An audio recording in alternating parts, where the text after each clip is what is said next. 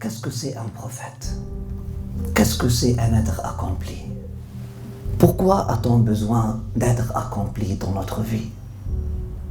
Tu n'as pas besoin d'un être accompli si tu ne veux pas toi-même marcher dans le chemin de l'accomplissement. Ce potentiel de vie peut être oublié. Et là, il nous faut quoi? Il nous faut un rappel de ce potentiel.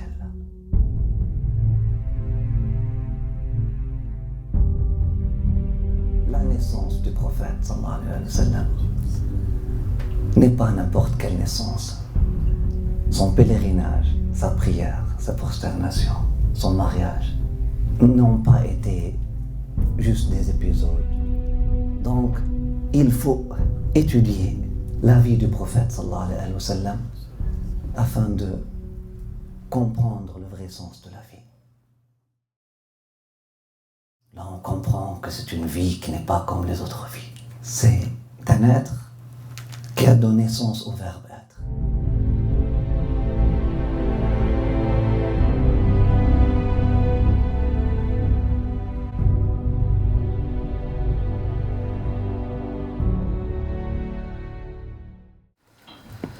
اللهم صل وسلم وبارك على سيدنا وحبيبنا محمد وعلى آله. السلام عليكم ورحمة الله وبركاته. Allah subhanahu wa ta'ala embellisse notre soirée, Inch'Allah. Allah subhanahu wa ta'ala nous donne et vous donne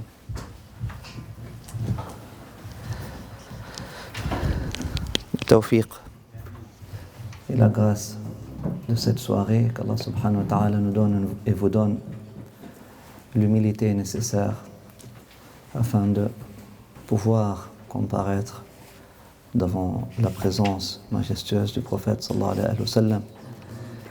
Alhamdulillah, Allahumma inni uqaddimu ilayka bayna yaday kulli nafasin wa lamhatin wa tarfatin yatrfu biha ahlu as-samawati wal ard wa kullu shay'in wa fi 'ilmika ka'inun aw qad kan. أقدم إليك بين يدي ذلك كله نويت بالتعلم وجه الله تعالى ونشر العلم وتعليمه وبث الفوائد الشرعية وتبليغ أحكام الله تعالى والازدياد من العلم وإحياء الشرع الشريف ودوام ظهور الحق وخمول الباطل وإظهار الصواب والرجوع إلى الحق والاجتماع على ذكر الله تعالى والدعاء للمسلمين وللسلف الصالحين ودوام خير الأمة بكثرة علمائها واغتنام ثوابهم وتحصيل ثواب من ينتهي إليه هذا العلم وبركة دعائهم لي وترحمهم علي والدخول في سلسلة العلم بين رسول الله صلى الله تعالى عليه وآله وصحبه وسلم وبينهم وعدادي في جملة مبلغ الوحي وأحكامه وإزالة الجهل عن نفسي وعن غيري لله تعالى فإني نويت التعلم والتعليم والتذكر والتذكير والنفع والانتفاع والإفادة والاستفادة والحث على التمسك بكتاب الله تعالى وسنة رسوله صلى الله عليه وآله وصحبه وسلم والدعاء إلى الهدى والدلالة إلى الخير ابتغاء وجه الله ومرضاته وقربه وثوابه سبحانه وتعالى. الحمد لله رب العالمين. الفاتحة.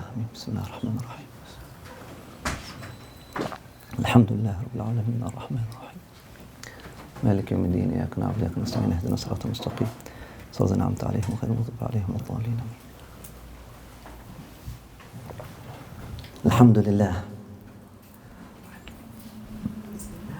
pour sa bienveillance et pour sa grâce. Ce n'était pas pour sa bienveillance et pour sa grâce, on ne serait même pas ici aujourd'hui en train de parler de la meilleure création. Alhamdulillah, je vous ai promis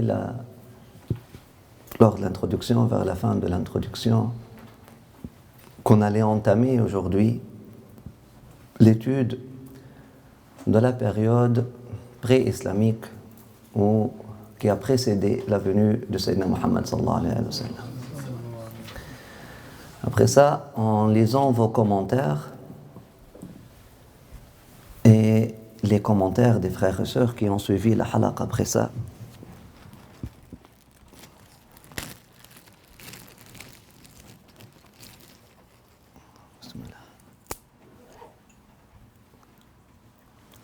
c'est de la magie, hein?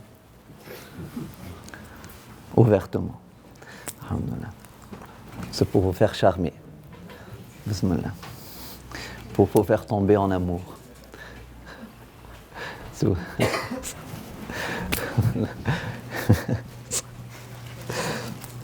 Pas avec moi, avec le prophète sallallahu alayhi wa sallam. Vous acceptez cette magie? Alhamdulillah. C'est pour ça, mais c'est... Fatiha.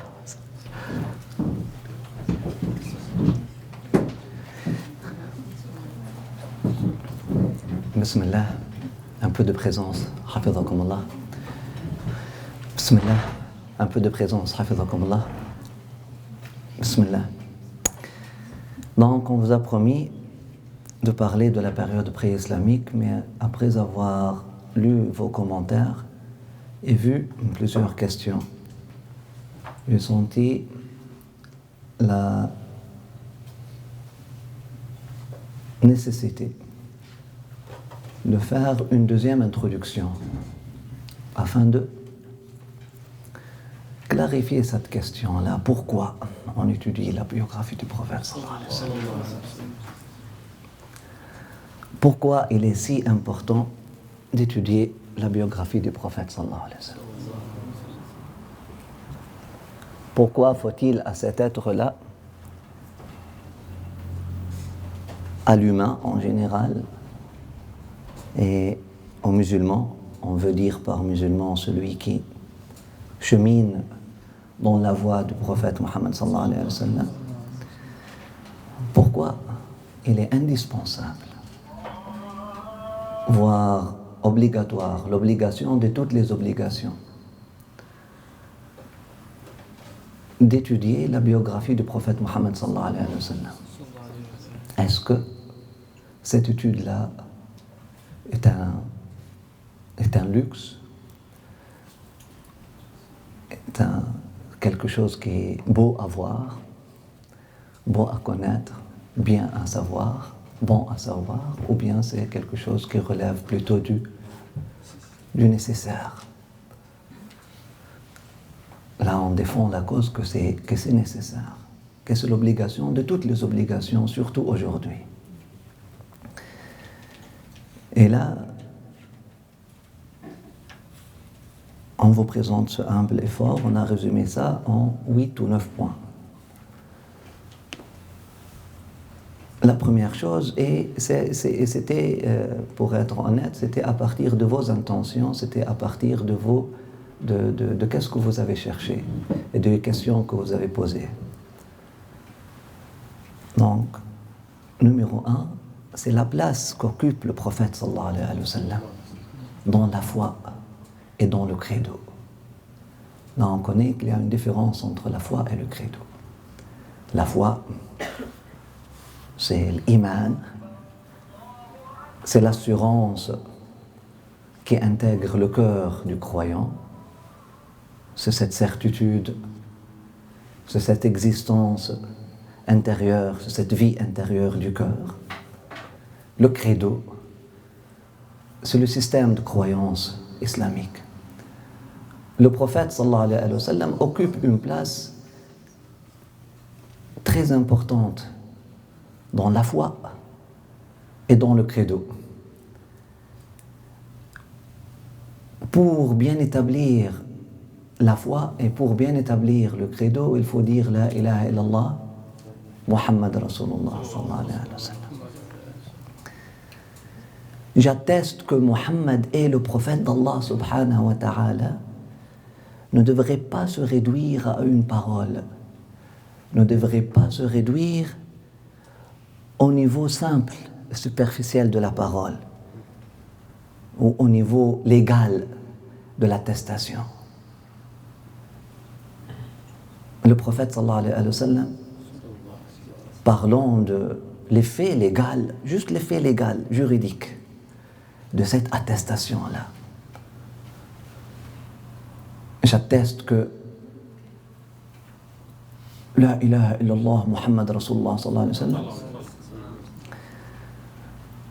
son effet légal, son effet juridique, et ça c'est le fait le moins important.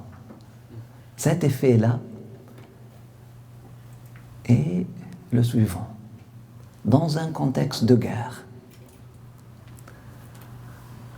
Un militaire mécréant qui vient attaquer vos maisons et qui vient attaquer vos mosquées, disons, il a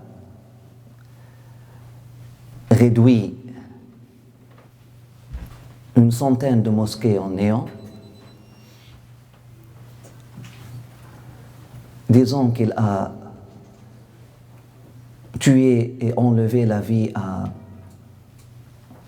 2000 enfants, disons qu'il a violé, disons qu'il a fait tous les crimes de guerre possibles. Et là, il est devant vous, avec son arme dans la main, et là, lorsque vous arrivez à cette personne-là, et vous réussissez à enlever l'arme de sa main, il prononce tout simplement La ilaha illallah Muhammad Rasulullah sallallahu alayhi wa sallam. L'effet légal, l'effet juridique dans ce contexte-là, c'est que tu ne peux plus le toucher.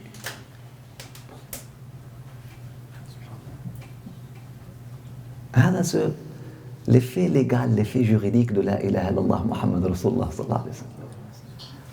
Le prophète sallallahu alayhi wa sallam le dit clairement, je n'ai été donné la permission de combattre ceux qui me combattent que tant qu'ils ne disent pas la ilaha illallah Muhammad Rasulullah. Parce que leur foi, leur acceptation de vérité est prioritaire pour moi. Je ne cherche pas à punir, je ne cherche pas à juger, je ne cherche pas à me venger, je cherche à sauver l'humanité. Il y avait un compagnon une fois qui était avec le prophète sallallahu alayhi wa sallam, et puis il est venu au prophète sallallahu alayhi wa sallam lui disant Ya Rasulallah, j'ai rencontré aujourd'hui une scène et puis j'ai hésité quoi faire. J'étais devant l'ennemi et puis il a coupé ma main, il a tranché, il a coupé ma main. Et là, lorsque j'ai voulu le tuer, il a dit La ilaha illallah Muhammad Rasulullah sallallahu alayhi wa sallam. Et le prophète sallallahu alayhi wa sallam a dit tu connais la réponse? Il dit Ya Rasulallah, mais il a coupé ma main. Il a dit même s'il a coupé ta main. Ya Rasulallah, il a coupé ma main. Mon sang coule. Même s'il a coupé ta main. Ya Rasulallah, il vient de couper ma main. La troisième fois, le prophète sallallahu alayhi wa sallam a dit même s'il a coupé ta main, et si tu l'aurais tué, après avoir dit, prononcé, simplement prononcé. Là, on n'a pas des caméras ou un système pour aller dans le corps pour dire est-ce que cette personne-là l'a dite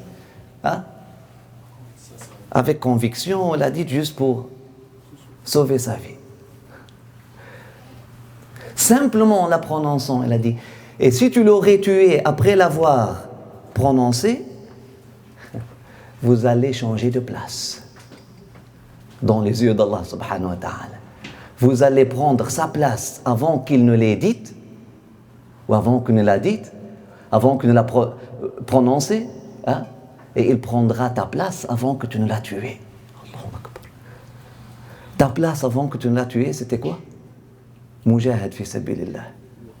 Un croyant qui combat dans la voie d'Allah subhanahu wa ta'ala, le plus haut degré qu'on puisse imaginer pour un croyant. Et sa place avant de l'avoir prononcée, c'était quoi? C'était un ennemi qui fait la guerre contre le prophète sallallahu alayhi wa sallam. Ajib. Hada l'effet légal. Légal, on parle de la loi. On a expliqué c'est quoi la différence entre la loi et la littérature l'autre fois, mais il y a aussi une différence entre la légalité et la spiritualité, et la réalité de l'affaire. Les règles de l'égalité ou les règles juridiques, c'est ce que les humains utilisent entre eux. هذا l'effet légal. L'effet légal le protège de tous les autres. Mais avec l'effet spirituel, c'est entre lui et son Seigneur. Si l'effet légal est comme ça, si l'importance de l'effet légal, la grandeur de l'effet légal est à ce point,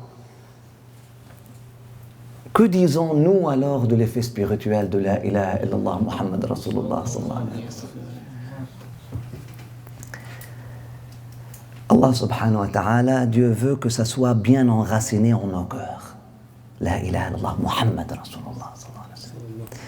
Ainsi, notre conscience, écoutez bien, parce que vous êtes un monde, vous êtes un monde.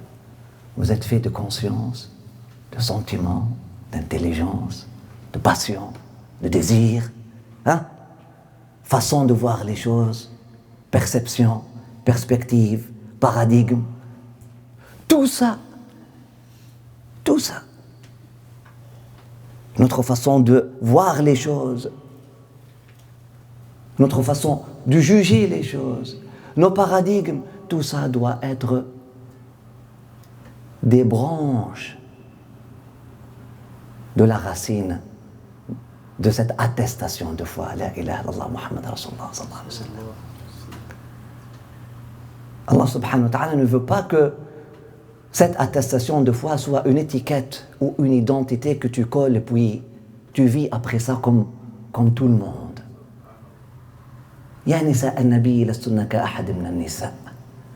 Aux épouses du prophète, vous n'êtes pas comme n'importe quelles épouses. Et oh, nation du prophète, vous n'êtes pas comme n'importe quelle nation. Aux étudiants du prophète, vous n'êtes pas comme n'importe quels étudiants.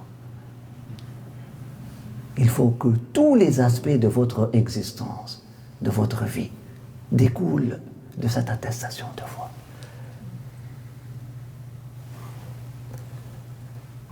Donc, si une partie, la moitié de l'attestation de foi, elle est par rapport à qui? Elle est par rapport à celui qui nous a créé de rien et nous a donné tout? Non. Oui, la première moitié, elle est par rapport à Dieu qui nous a créé de rien et nous a donné tout. Le Créateur.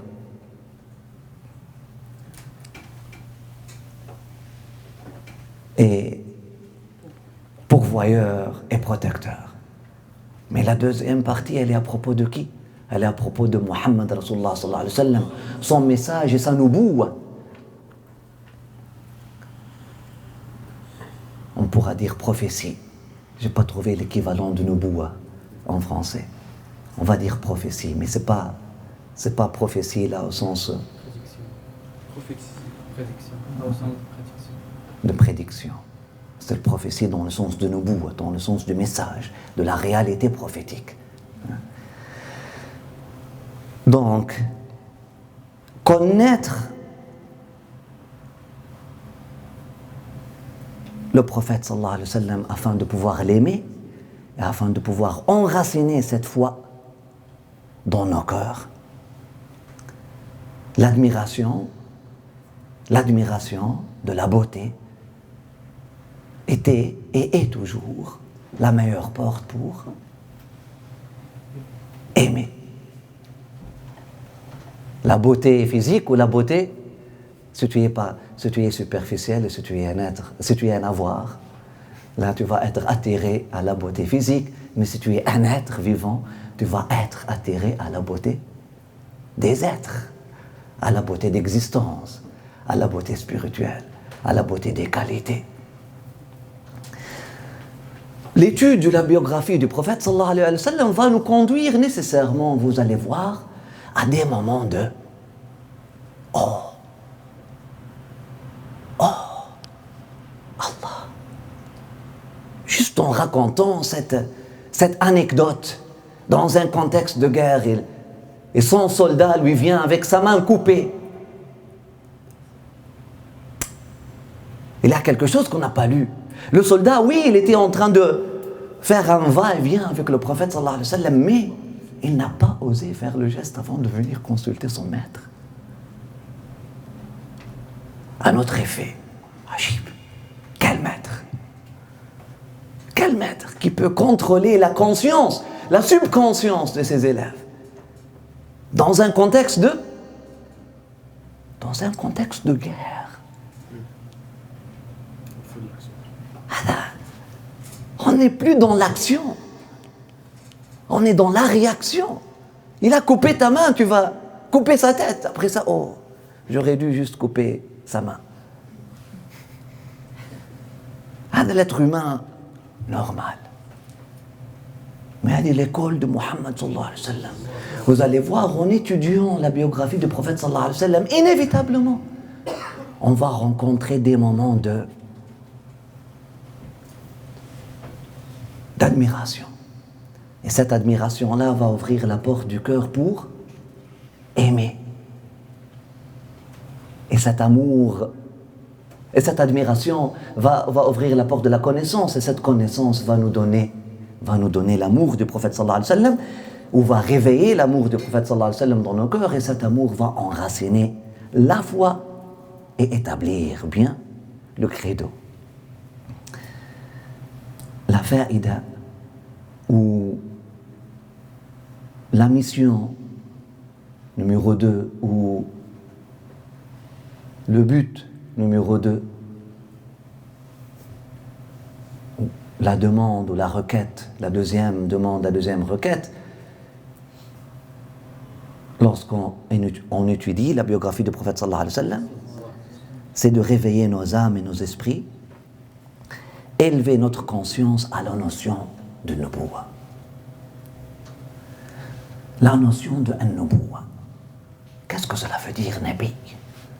Mais qu'est-ce que cela veut dire, prophète? Surtout aujourd'hui, où on trouve sur WhatsApp des gens pour regagner leur fierté et leur confiance en leur prophète. Ils se réfèrent à Victor Hugo, Lamartine ou Nietzsche. Hada qu'elle te dit, il fut un grand homme. L'autre, il te dit, il fut un grand politicien. L'autre, il te dit, il fut un grand stratège. L'autre, il te dit, il fut un grand leader charismatique. L'autre, il te dit, il fut un...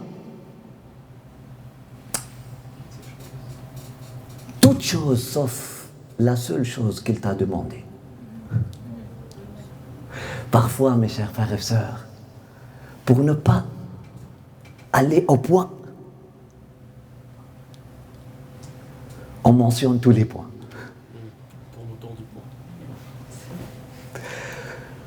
Oh, il t'a demandé, juste dis que je suis prophète. Mais l'ego humain, c'est un grand homme, très intelligent. Hein? Là, comme on demande ton opinion d'un cheikh aujourd'hui, tu ne veux pas dire, ton âme, tu as un chouh, tu as une réticence, tu ne veux pas l'avouer, parce que tu te sens mieux que lui. Hein? Et on te dit, qu'est-ce que tu penses de cette personne? Là, elle va te dire, Masha'Allah, il est très intelligent, il sait bien parler, il est un poète, apparemment il a bien étudié, il a bien maîtrisé ses informations, apparemment il connaît de quoi il parle. Et après, est-ce que c'est un cheikh que je peux suivre? Dès qu'elle ne te le dit pas. Vous voyez, il faut faire attention, mes chers frères et sœurs. La prophétie est une autre dimension, et toute une autre dimension de grandeur. Hagatania. C'est notre niveau. An-Nubuwa, c'est un autre niveau. Elle se différencie des autres sortes de maîtrise ou maturité intellectuelle ou d'illumination spirituelle. C'est un autre niveau. C'est une autre dimension.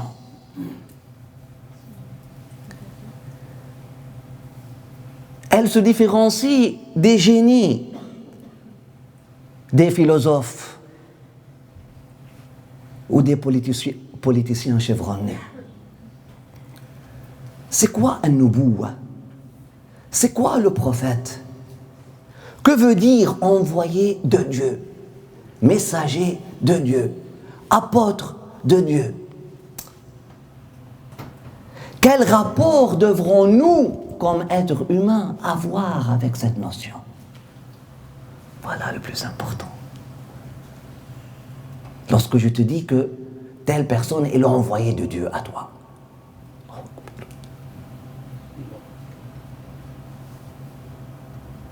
Vous voyez pourquoi on veut échapper?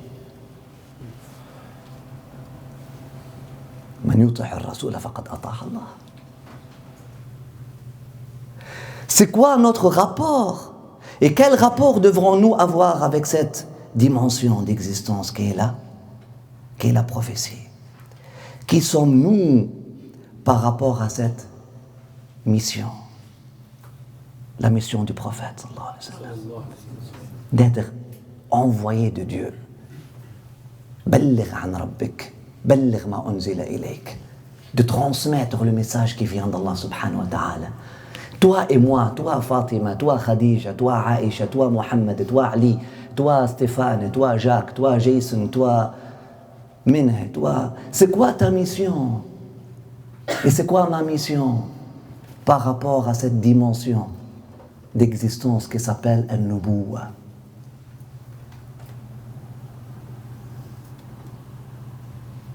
C'est quoi le rapport qu'on doit avoir avec cette dimension-là? Est-ce que ça vous parle? C'est très important de se poser cette question-là. On trouve des musulmans aujourd'hui qui vivent 40 ans dans l'islam, ou qui portent plutôt 40 ans l'identité islamique, ou qui subissent pour 40 ans leur islam sans avoir demandé cette question-là à eux-mêmes. C'est quoi mon rôle par rapport à cette dimension d'existence qui s'appelle An-Nubuwa? C'est pas pour rien qu'Allah subhanahu wa ta'ala a envoyé des envoyés. Mais qu'est-ce que cela veut dire? Mais qu'est-ce que cela veut dire? Que Allah subhanahu wa ta'ala, qui nous a créé de rien, qui nous a donné tout, le créateur, le pourvoyeur, le protecteur, qu'est-ce que cela veut dire? Lui, dans sa majesté, il envoie à moi, vers moi, de moi, comme moi, quelqu'un qui parle ma langue émotionnelle et ma langue intellectuelle. Et mieux encore, qui parle un langage humain. Que même si je ne suis pas né arabe, je peux aller au dictionnaire et avoir accès à ce langage-là. Qu'est-ce que cela veut dire? Ce sont des questions, mes chers frères et sœurs, qu'il faut se poser. Est-ce que c'est un philosophe? Est-ce que c'est un rapport? Est-ce que c'est le même rapport qu'on devrait avoir avec des philosophes, avec des politiciens, avec des chefs d'armée, avec des chefs d'État? Est-ce que c'est de la même nature que les Turcs ont avec Atatürk? Ou les Indiens? Est-ce que cette relation-là est de même nature que la relation que les Turcs ont avec leur père de nation? Ou que les Indiens ont avec Gandhi? Ou que les Soufis ont avec Rumi? Est-ce que c'est la même chose? ou il y a une autre dimension?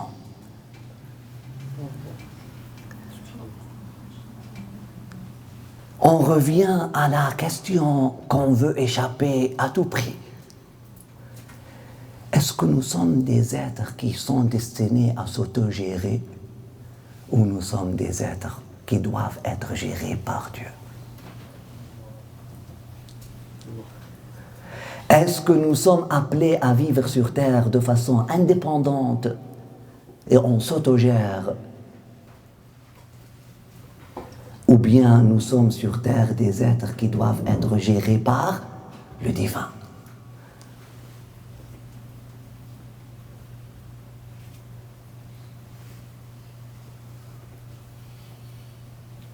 Est-ce que nous sommes des êtres qui peuvent juger en se fiant seulement à la lumière que Dieu a mise, enfouie dans leur cœur, ou bien nous avons besoin d'une deuxième lumière, comme la lumière de ta vision a besoin d'une lumière extérieure?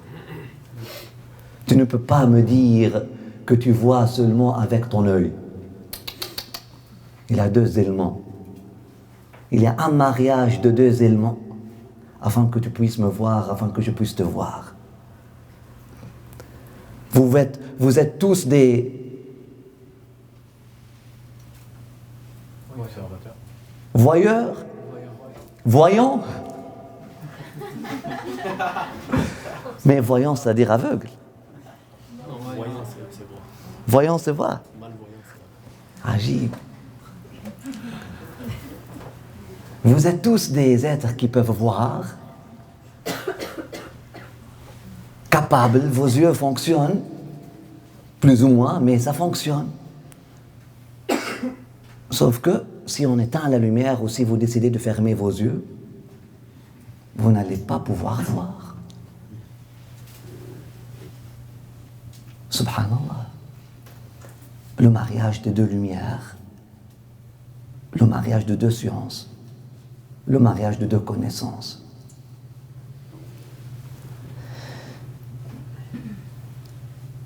Qui possède l'autorité sur la création? Allah. C'est lui. Et puisque je reconnais son autorité, je dois reconnaître dès lors l'autorité de qui? De son envoyé.